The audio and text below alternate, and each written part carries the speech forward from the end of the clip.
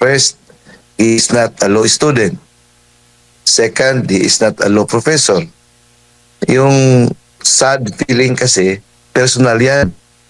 Now, nakakatawa kasi yung comment niya, may nagko-comment na who happens to be my student in Constitutional Law 1, Law 2, and Constitutional Law Review. Sabi niya, hindi naman kami sad. So, at saka kita mo yung mga comments doon, talagang adverse sa kanya. Hindi naman pwede yung ganon kasi kung i-insist yung theory niya, siya din pwede rin ma-accuse ng legislative overreach. I am one of the petitioners and my daughter is one of the lawyers. Opo, reaction po ninyo. Ngayon, pinaburan po ng Korte Suprema itong ang panig po ng depensa patungkol nga po dito sa impeachment complaint laban po kay Vice President Sara Duterte. Feeling humbled, kasamang Admar, and I am proud to be part of the team under the leadership of our team, lead counsel, Attorney Bobby Torion. Opo. And I'm so privileged to be a part of this team. Historic and landmark decision declaring the impeachment complaint against the Vice President as unconstitutional. Opo. Attorney, ano ba yung implikasyon po nito, legal na implikasyon nitong unanimous decision nga po ng Supreme Court patungkol nga po dito sa impeachment complaint laban kay Vice President Sara Duterte? Ano bang mga mahalagang punto na dapat maintindihan ng taong bayan kung ikukumpara mo doon sa desisyon naman ng Supreme Court sa Francisco case? Actually, it's very timely and very encouraging, historic also in the sense that the Supreme Court has been given an opportunity to, as the defense team said, lays down clear and authoritative guidance on the constitutional limits and proper treatment of impeachment proceedings. Kasi ang nangyari noon, we will start from the impeachment of former President Erap Estrada. Yung second mode, yung kinuha, yung 1/3, di ba biglaan yun? Saka hindi na nga after the prayer, sabi kaagad ni former Speaker Manny Villar, who was part of that operation, who was part of that movement, na after prayer, sinabi agad niya, because 1/3 has been achieved, then this complaint will constitute as an articles of impeachment and it shall be forwarded to the Senate and trial in the Senate shall forthwith proceed. Nangyari din yan sa kaso ni former Chief Justice Corona na yung sa tawag na blitzkrieg approach, breakneck speed na pinamadali masyado para maipadala doon sa Senado. So, yung sinasabi na second mode na 1/3, naging parang by history, ginawa yung parang weapon at saka political tool. Naging abusive yung conduct ng House dahil sa sinasabi nila under the Constitution, the House of Representatives shall have the sole power to initiate all cases of impeachment. Yung sole power, parang sa feeling nila, kung anong gawin nila, wala nang makakapigil sa kanila kasi sole power and authority. Now, the Supreme Court said, no, you cannot do that because under our framework of government, meron tayong separation of powers. Now, the Supreme Court is the final mediator. When the Supreme Court will mediate constitutional yung limits of the other branches of government, the Supreme Court does not assert itself as superior. What it asserts is the supremacy of the Constitution. So dito na pagbigyan ng pagkataon kasi sa time ni former President Estrada, wala na because when the impeachment complaint was already forwarded to the Senate, parang naging moot and academic na yung what happened in the House of Representatives kasi naka-assume na ng jurisdiction ang Senado, so wala na pagkataon ang Supreme Court to make a ruling. Nakagawas na ng pagkataon yung panahon, yung Francisco case. Sa Francisco case, na pagbigyan ng pagkataon ang Supreme Court to define what constitutes initiation of an impeachment complaint. So, yung Francisco reiterated in the case of Duterte versus House of Representatives, it still remains a doctrine na the initiation is the result of the filing and the referral in the Committee of Justice. But in the case of Vice President Duterte versus House of Representatives, ang Supreme Court ay nagsabi naman ng mga guidance. Sabi niya, hindi pwedeng i-freeze ninyo yung impeachment complaint doon sa office of the Secretary General. Kasi parang ginawa na ninyo ng Secretary General as superior body over the House of Representatives na parang kung pipiliin lang nila kung anong impeachment complaint ang i-forward doon sa speaker. Kasi the moment the complaint is transmitted or referred to the speaker's office, yung 10 days na requirement, mag-apply na yan. 10 days to be included in the order of business. Ngayon, sabi ng Supreme Court, yung meaning yun ng 10 days ay hindi yung legislative session day. Ang meaning yan ay calendar days. So, kung legislative session days ang ginagamit, parang yun ang justification nila na yung 10 days ay na-comply pa rin when the fourth impeachment complaint was filed on February 5. So sabi ng Supreme Court, hindi yan. Ang pag-count ng 10 session days ay hindi yung 10 legislative session days or sabi ng Supreme Court ay calendar days. So maraming mga guidance ang pinoformulate ng Supreme Court. At saka, kahit na kung second mode ang gagamitin, yung 1/3, sabi ng Supreme Court, hindi pa rin, it's not enough na the moment 1/3 is achieved, automatic, it will become an article of impeachment, then automatically forwarded to the Senate. Sabi ng Supreme Court, kailangan meron pa plenary session to ensure that the endorsement of the members of the House who appeared to have endorsed it are really verified. Yung verification, importante yun.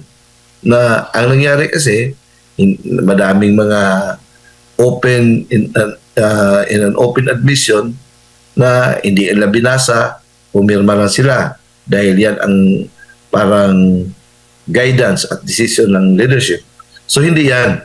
Sabi ng Supreme Court, in this case of Duterte versus House of Representatives, kailangan kahit na second mode ang gamitin natin, idaan pa rin sa plenary to ensure that the endorsement of the members of the House are verified. And number 2, to confirm that the evidence supporting the grounds in the complaint exist and that every member of the House has been given a copy of the complaint and the evidence supporting it. Malaking implication nito kasi ang ginagawa sa mga previous na impeachment complaints, walang ebidensya. Saka na maghanap ng ebidensya doon sa Senado using the subpoena power of the Senate. Yung mga subpoena dosisticum, parang fishing expedition ang nangyayari. So wala na kasi pag the moment mag-issue ng subpoena ang Senado, kahit na yung mga evidence na parang protected sana ng Bill of Rights natin ay persado ng makuha dahil takutin naman nila yung mga tao na involved or institution na involved of contempt. So diyan na naging abusive at arbitrary ang proseso. Ngayon, the Supreme Court is trying to make a ruling, to make a guidance na ito dapat ang proper treatment of impeachment proceedings. So maganda ito. Opo. Malinaw po yun, attorney. Saka yung due process. Yes, yes. Yung due process ay importante. Opo, kaya nga because of this decision of the Supreme Court ay magkakaroon po ng mga pagbabago sa rules ng House pagdating po dito sa impeachment process. Tulad ng sinasabi po ninyo, para gawin lang natin simple at i-correct po ninyo, attorney, mula sa impeachment complaint, ihahain sa Secretary General, then Secretary General i-refer sa House Speaker within 10 calendar days, hindi session days, calendar days, ay di-decision ng Speaker at i-refer doon sa Committee on Justice, and then within 60 days, kung hindi ako nagkakamali, ay maghihiring ang Committee on Justice, doon na yung mga witnesses, No. evidences? Okay. After the impeachment complaint is filed with the Office of the Secretary General, kasi under the Constitution, walang mention about Secretary General. Yung Secretary General ay na-include yan sa rules ng House. So, the Constitution mentions only of filing in the House of Representatives. So, they make it simple by making a rule that the impeachment complaint shall first be filed with the Office of the Secretary General. Now, upon receipt, the Secretary General shall immediately refer it to the Speaker's office, and the Speaker must, within 10 session days, include it in the order of business. After it is included in the order of business, within 3 session days, it shall be referred to the Committee on Justice. Now, that constitutes already initiation of an impeachment complaint under the first mode. Now, the second mode is actually when the impeachment complaint is endorsed by at least 1/3 of all the members of the House. The Constitution is very silent as to simple. The Constitution simply states that when the impeachment complaint is filed by at least 1/3 of all the members of the House, that complaint shall become the articles of impeachment, and trial in the Senate shall forthwith proceed. Itong porosyon na ito ay binigyan ng interpretation ng Supreme Court na yung literal nila na interpretation before, basta makuha ang 1/3, automatic na as to how this 1/3 was achieved, wala kayong pakialam.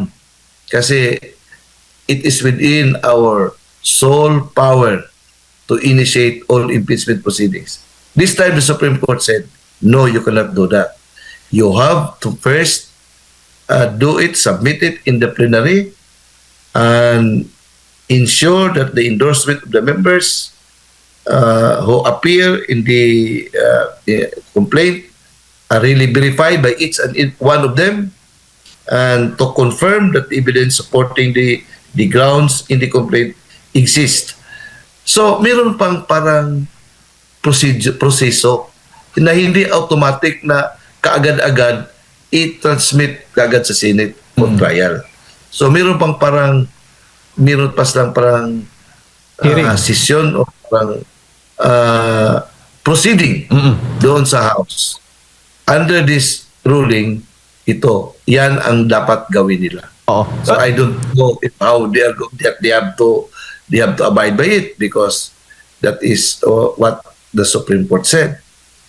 Opo. So ang particular na yung sa proceeding para magsimula ay yung Committee on Justice ba o the plenary mismo, attorney?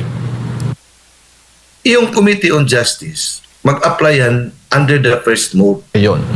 Yung first mode, hindi nagsabi na 1/3. So kahit isa, dalawa lang ang nag-file ng impeachment complaint, uh, first, kahit one congressman mag-file ng impeachment complaint under the rules of the House, that impeachment complaint must be filed with the office of the Secretary General, and then upon receipt, the office of the SecGen will refer that to the immediately refer it to the Speaker's office.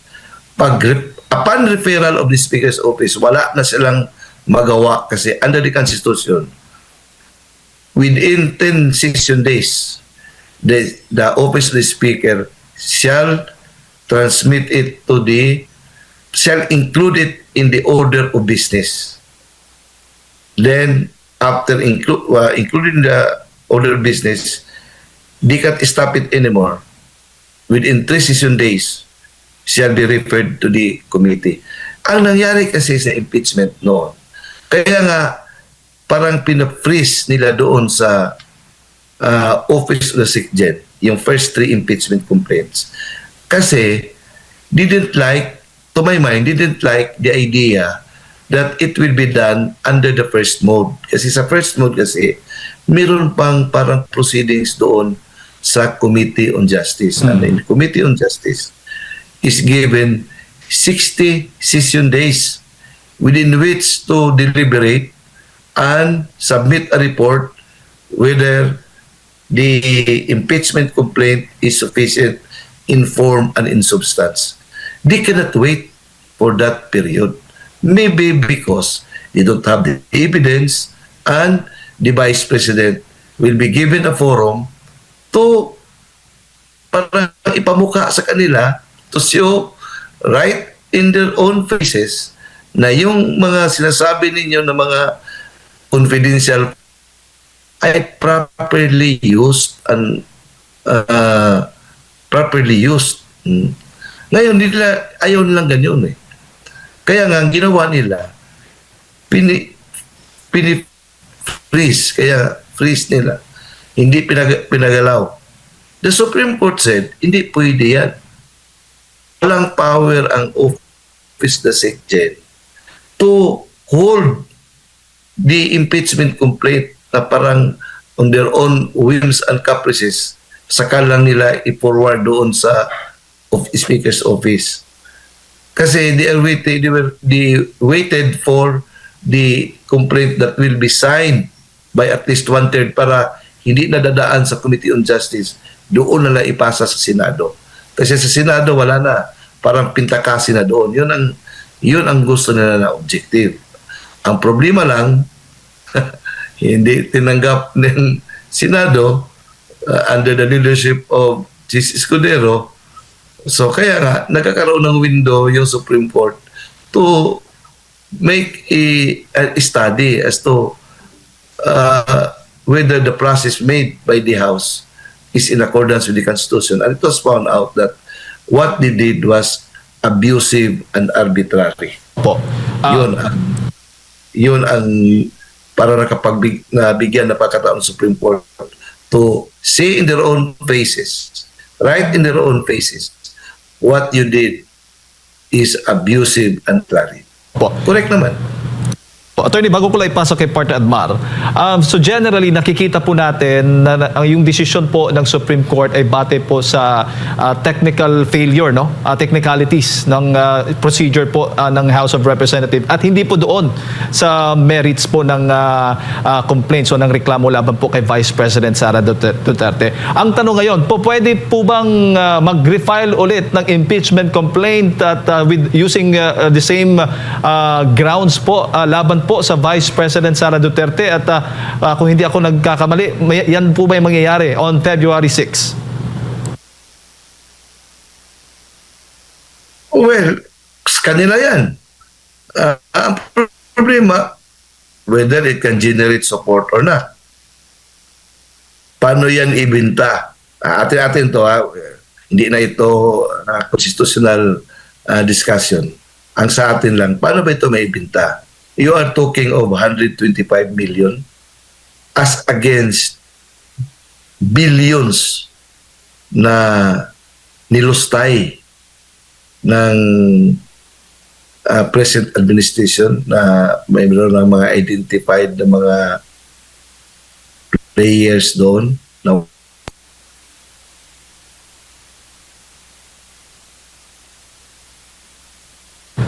Yes po, attorney. Attorney. dito ay kung